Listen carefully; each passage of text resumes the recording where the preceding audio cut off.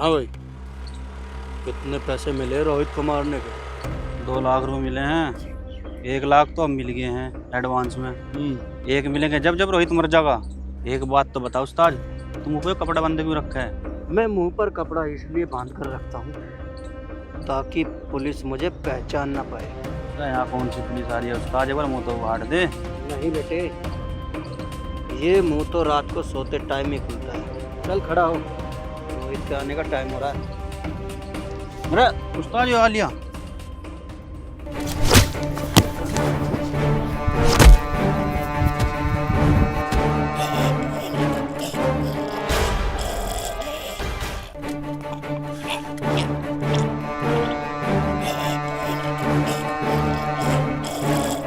हो गया काम तमाम। चल चलो उस्ताद, 1 लाख तो मिल गए थे पहले ही, अब 1 लाख लेन चल रहे हैं। और चल तो चलो आ।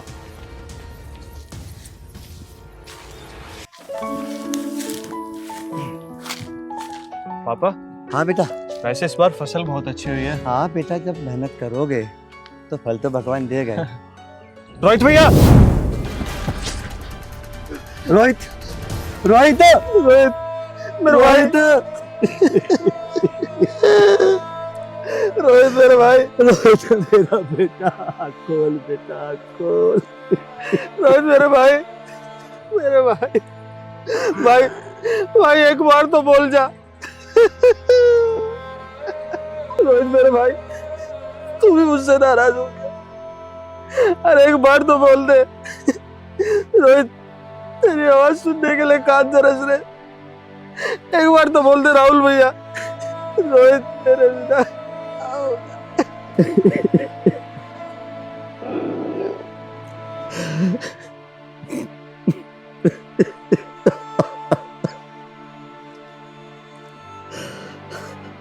राहुल, रोहित भी हमें छोड़ के चला गया। रोहित भी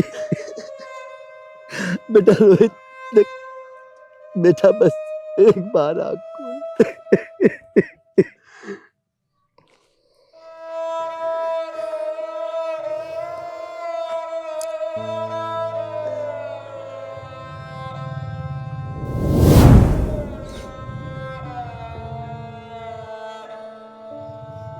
राहुल,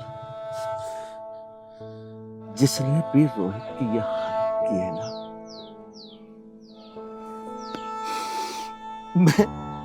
मैं उसे जिंदा नहीं छोड़ूंगा राहुल, जिंदा नहीं छोड़ूंगा।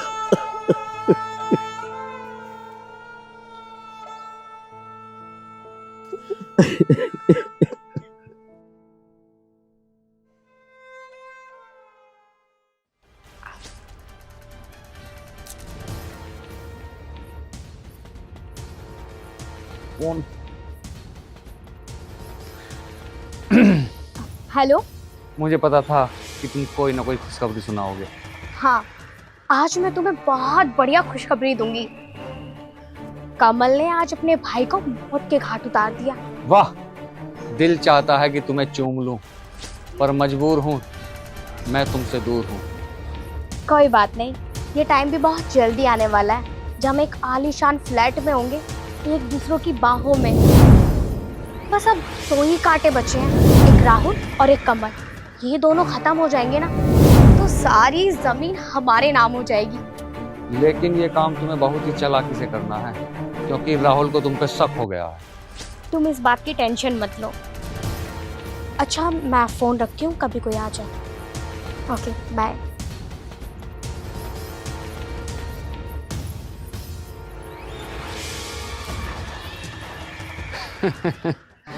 राखी, तू नहीं जानती कि मैं कितना बड़ा कुत्ता और कमीना हूँ। वो बचना नहीं चाहिए। उस्ताद क्या तो ठीक रहा तू, साड़ा बचने का ही ना आज वो। आने दो आज इसको। हाँ भाई, कहाँ जा रहा है? अपने घर जा रहा हूँ। और कहाँ जाता मैं? घर जा रहा है? इस धरती पर रहते रहते तुझे बहुत दिन हो गए। अब ऊपर जा, पकड़ से।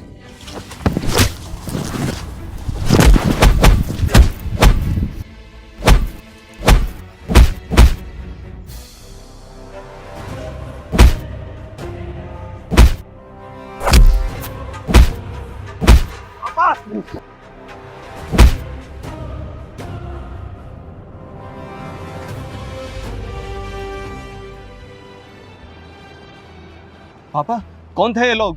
पता नहीं बेटा, जब मुझे मारने आए थे तो दुश्मन ही होंगे।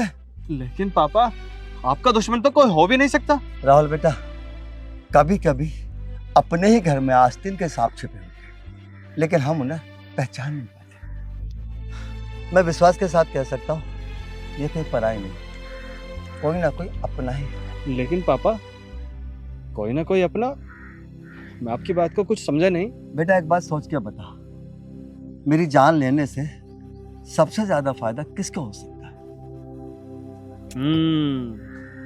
मैं अब समझा। बेटा तू ये सब बात छोड़, चल घर। चलो।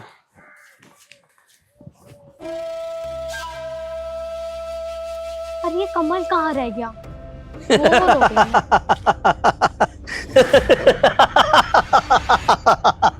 क्या हुआ, इतने हंस क्यों रहे हो? अरे आज बड़े भाई की आत्मा परमात्मा के पास पहुंच गई होगी। अब बस तुम्हारा भतीजा राहुल बचा है, वो भी 1-2 दिन में लुढ़क जाएगा, फिर तो मजा ही मजा है। सारी जमीन और जायदाद तुम्हारी हो जाएगी और फिर मुंबई में ना आलीशान फ्लैट लेना या कोठी लेनी है। अरे तू मुंबई की बात कर रही है, मैं सोच रहा हूँ कि इंग्लैंड या थाईलैंड में जाकर जमीन ले, क्योंकि हमारी जो ये जमीन है ना अरबों खरबों रुपए की है। फिर तो लाइफ में मजा ही आ जाएगा अगर तुमने इंग्लैंड में या थाईलैंड में जमीन ले ली तो।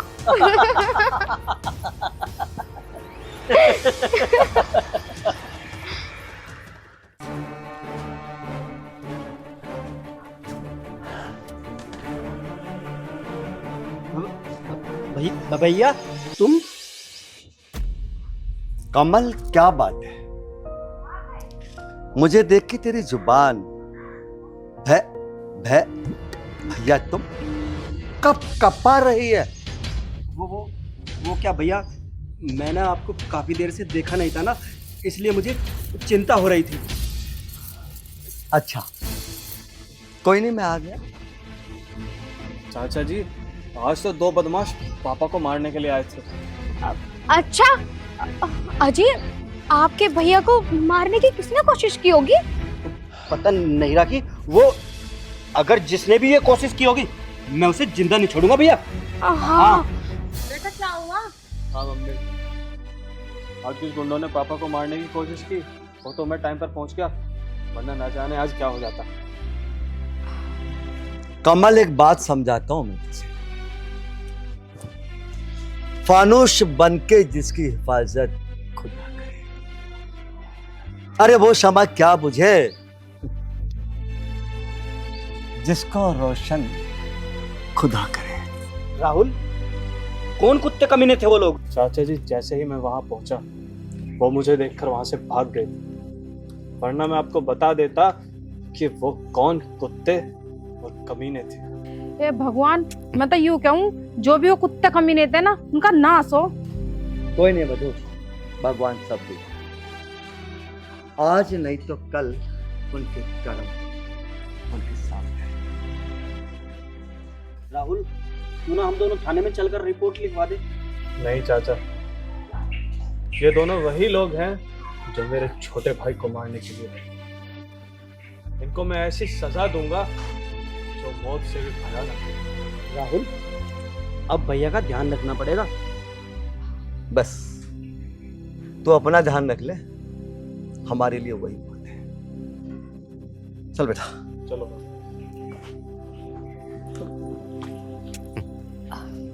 मुझे लगता है तुम्हारे भैया को हम पर शक हो गया है। अरे कोई बात नहीं, इन्हें शक हो गया, हो जाने दे, इन पे तो हमारी पूंछ भी नहीं उखड़ेगी।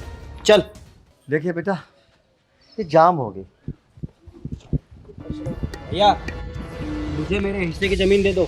चाचा, रोहित को गए हुए अभी 20 दिन पूरे भी नहीं हुए, तुम हो के इसको तोड़ने के चक्कर में लग गए। अरे थोड़ी तो शर्म करो, कम से कम 1-1.5 महीना तो होने दो, उसके बाद ले लेना, जो करना हो आपको तब कर लेना। थोड़ी तो गैरत रखो चाचा। देखो जेठ जी, धरती पर जीना मरना तो लगा रहता है, आप हमें हमारे हिस्से की जमीन दे दो। राखी, तूने ये बात अब तो बोल दी, दोबारा मत बोल दियो, ना तो मुझसे बुरा कोई ना होने का। हमें 1 महीने का इंतजार नहीं करना। हमें जमीन चाहिए तो चाहिए। जमीन तेरे बाप की नहीं है। और सुन, अपने दिमाग से गलत फहमी निकाल दे कि मेरे जिंदा रहते हुए तुझे मैं जमीन दे दूंगा। भैया तुम ये मत भूलो कि ये भी इस घर की बहू है। कमल, तुझे ये भी नहीं पता बहू कहते किसको है? बहू इसको कहते हैं। शर्म आती है मुझे तेरी सोच में।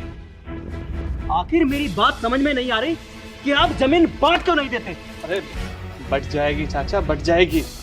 ये जमीन कहीं भागी नहीं जा रही। बस हाथ जोड़कर निवेदन है, कुछ दिन और इंतजार कर लो, उसके बाद इस जमीन पर टांगे फैलाकर सो। पापा आप चलो यहाँ से। देवर जी अब भी कुछ समझ जाओ, इस घर की इज्जत का ख्याल मत कर लो। भाभी तुम अपना मुंह मत रखो। ये दिन भूल गया तू? इतना सा था, मैंने तो चलना सिखाया और तू अपने भैया के सामने ये सब बोलता तो शर्म नहीं आती?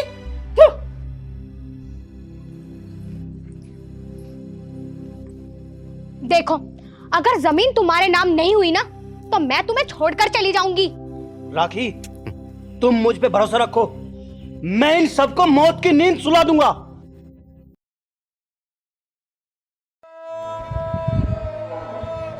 राहुल, गीता, मैं बर्बाद हो गया। कभी सोचा नहीं था कि हमारे साथ इतना बड़ा हादसा भी होगा। जब से छोटा भाई गया है, ये मानो जैसे मेरे पापा का एक हाथ टूट गया। मैं नहीं होता था तो पापा उसे सारा काम बताते। मेरी कमी वो पापा को कभी महसूस नहीं होने दी। माँ का चहेता था वो। बेचारी माँ का तो रो रो कर बुरा हाल है। और मैं तो इतना मजबूर हूँ कि मैं तो रो भी नहीं सकता, क्योंकि घर का बड़ा बेटा हूँ। माँ बाप को सहारा देने वाला एक मैं ही तो हूँ। राहुल, मैं तुम्हारा दर्द समझ सकती हूँ, तुम परेशान मत हो। राहुल, मैं समझ सकती हूँ एक भाई के लिए भाई का दर्द क्या होता है। राहुल, अपने आप को संभालो, जो वक्त बीत गया वो लौट कर नहीं आता। कैसे संभालूं गीता?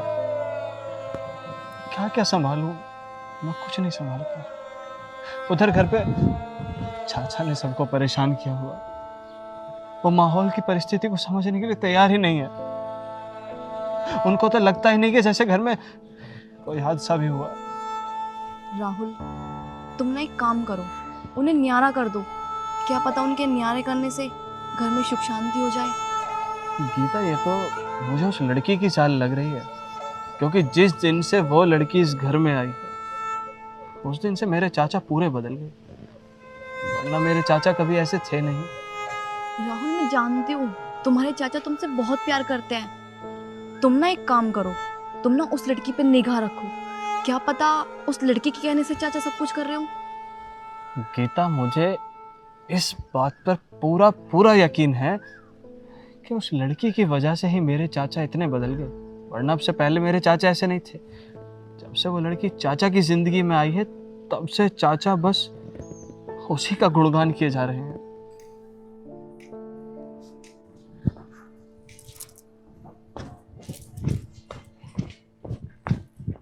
अरे राखी, कहाँ जा रही हो?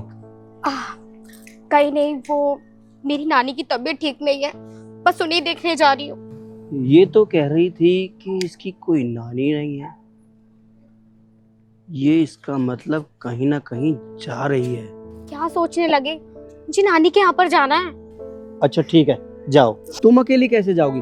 चलो मैं तुम्हें लेकर चलता हूँ। नहीं, अब मेरा मतलब है कि तुम क्या करोगे जाके? नहीं चली जाती हूँ। अरे भाई, जब तुम्हारी नानी की तबीयत खराब है तो मेरा भी तो फर्ज बनता है कि मैं तुम्हें वहां तक लेके चलूं। क्या करूं? जाना भी जरूरी है, वरना बॉस नाराज हो जाएंगे। अब चलो ना, क्या सोच रही हो? अब मैं ये सोच रही थी कि तुम्हें बैंक में भी तो काम है, तुम बैंक में चले जाओ, मैं नानी के यहाँ रहती हूँ। 4 घंटे में वापस आ जाऊंगी। मुझे इसका पीछा करना चाहिए।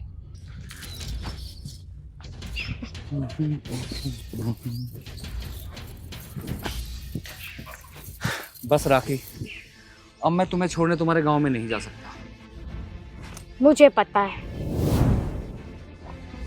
राखी, मैं तुझसे अब ज्यादा दूर नहीं रह सकता।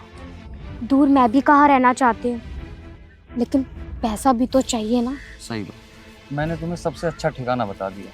अगर वहां भी तुम पैसा इकट्ठा नहीं कर सकती तो फिर कहाँ करोगे? बस एक बात ध्यान रखना, उन सबको मौत के घाट उतारने का काम तुम्हारा है। उसकी तुम चिंता मत करो, एक को मैंने मौत के घाट उतार दिया है, बचा उसका भाई, वो भी मरते मरते बचा है। लेकिन अब मैं किसी को बचने नहीं दूंगी, सबको मार डालूंगी। ये तो मुझे विश्वास है कि तुम अपने मिशन में बहुत जल्द कामयाब होगी, पर मैं ये चाहता हूँ कि इस मिशन को जल्दी से जल्दी कामयाबी दी जाए। ठीक है, अब मैं चलती हूँ, कभी कमल को शक हो जाए। उसके भाई के मरते ही जमीन कमल के नाम आ जाएगी और कमल के मरते ही जमीन तुम्हारे नाम आ जाएगी। उसके बाद मैं जमीन बेच दूंगी, फिर जिंदगी का भरपूर आनंद उठाएंगे। ठीक। ठीक, बाय बाय। राखी, तू मुझे नहीं जानती मैं कितना बड़ा कुत्ता कमीना।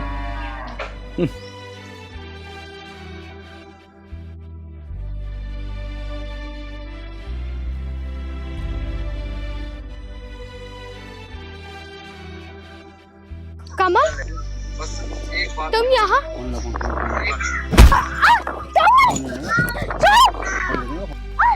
छोड़ो कमल, तुमने मुझ पे हाथ उठाया, तुम्हारी इतनी हिम्मत! यही थी तेरी मोहब्बत। तेरी वजह से मैंने अपने भतीजे को खो दिया, तेरी वजह से मैंने अपने भाई को मारने के लिए गुंडे भेजे, तेरी वजह से मैंने अपने बेटे रोहित को खोया, और आज तुझे मारकर उन सब पापों का प्रायश्चित करूंगा। नहीं नहीं कमल, तुम ऐसा नहीं करोगे, तुम तो मुझसे प्यार करते हो ना, मुझे माफ कर दो। मैं अब ये हरकत कभी नहीं करूंगी, प्लीज मुझे माफ कर दो, मुझे जान से मत मारना। जितना प्यार मैं तुझसे करता हूँ, उससे कहीं ज्यादा प्यार मैं अपने बेटे से करता था, जिसे मैंने मौत के घाट उतरवा दिया। अब तुझे मारकर ही मेरे बेटे की आत्मा को शांति मिलेगी। नहीं, छोड़ो।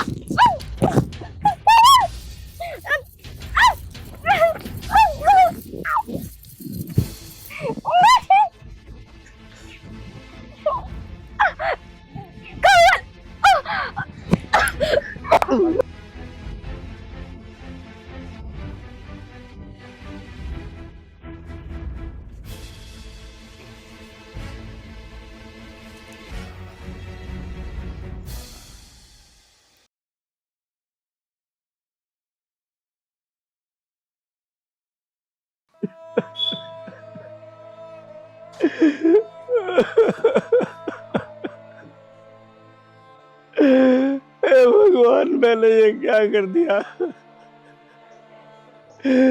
अपने बेटे रोहित को मरवा दिया और अपने भगवान जैसे भाई को मारने के लिए गुंडे भेज दिए। कमल, तुझे भगवान कभी माफ नहीं करेगा।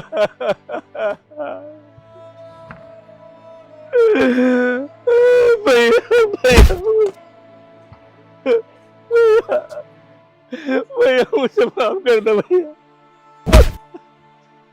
भैया मुझसे बहुत बड़ी गलती हो गई भैया मुझे माफ कर दो।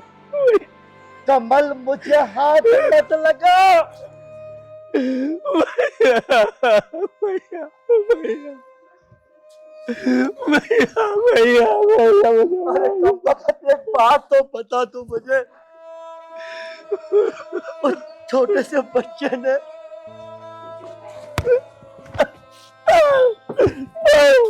अरे भैया मुझे मारो भैया मारो।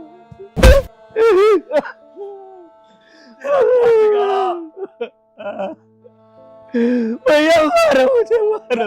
चाचा, ये तुमने बिल्कुल ठीक नहीं किया। अरे एक लड़की के चक्कर में तुमने पूरे घर में आग तू है तुम पर। तुम्हें रोहित को मरवाते हुए जरा भी दया नहीं आई? तुमने एक पल के लिए भी ये नहीं सोचा कि माँ के दिल पे क्या बीतेगी?